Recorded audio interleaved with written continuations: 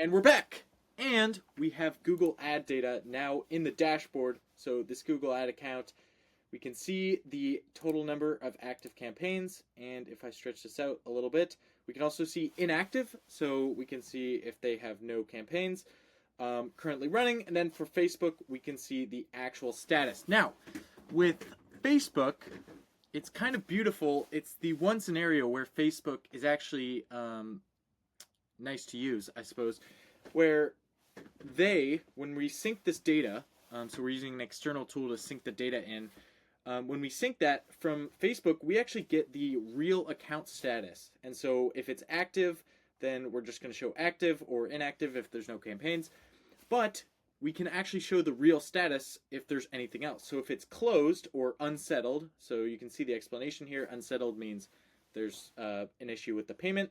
Closed is very bad. Closed basically means that in most cases there was unusual activity, or like your payment was declined for too long and they basically shut your account down. So closed is a very bad sign, but now you can see that in the dashboard. So if something like that happens, you can know instantly that you need to go, do some fixing. But with Google, we have basically green for active or yellow for inactive. If it seems to be all good, we can just see how many campaigns are marked as running. And if they are marked as running, then that basically means that they're good. So what we can get is the total ad spend for the current time period. So here we're looking at a week, so we can see the total ad spend over a week. And then cost per conversion takes all the conversions from Facebook and Google, adds them together, and then, it adds all the ad spend and then divides that by the total number of conversions to give us an average cost per conversion over every ad channel. So that should be pretty helpful, especially because you can see the change over each period, and you can figure out, okay, which clients are experiencing the most kind of change in their ad spend and their cost per lead. So yeah, that's really it. I mean, now you can see Google ads and Facebook ads in one dashboard, along with all your usual stuff like touch rate, engagement rate, quality grade, speed to lead, all these beautiful metrics that I've worked so hard on. And yeah, I think this really ties things together. Now, the next thing to do is to add so I want to add a two-dimensional funnel graph, just like this one in this image here, basically with custom statuses. So you can say, okay, is someone, are they a valid lead? Are they qualified? Did they book?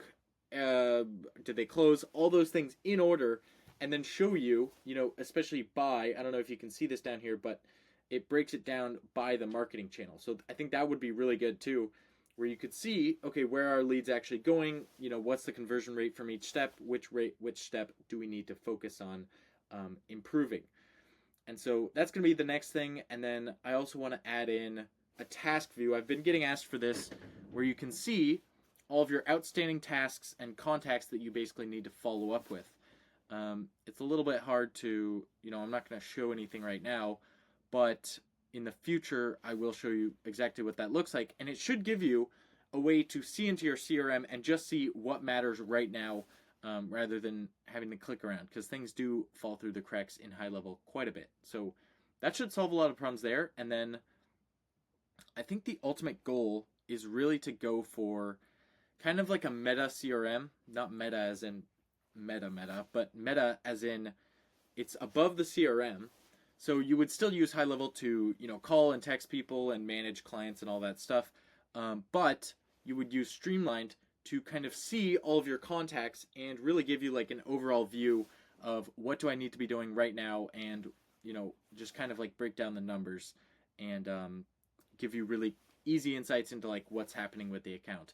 Because I see that things are trending towards automation, where, you have chatbots or voice bots doing a lot of the appointment setting, but I think there's going to be a long time between now and when everything's fully automated, where we have this kind of augmentation phase where we want AI to help us, in the process, but at least now AI is not going to be closing the deal 9 times out of 10. It can't go in person to a consultation, and it can't get on a Zoom call and close someone.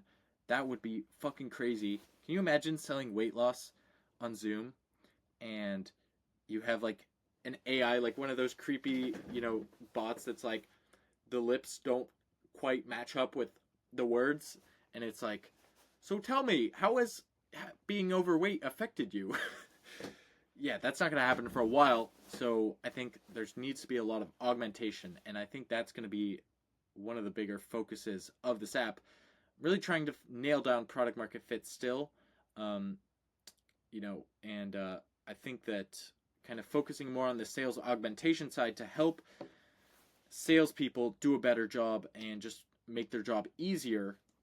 Really, I think that's a lot of the problem. Is like sales is hard. Not only is it hard, it's also time consuming, which is part of why it's hard. And so, if you can make it easier, then you can get much better results. So, yes, this should help. Focusing on the biggest problems and then using AI to really try to make sales as easy as possible. And yeah, that's basically the plan. But anyways, I got a little off topic from the main, title of this video.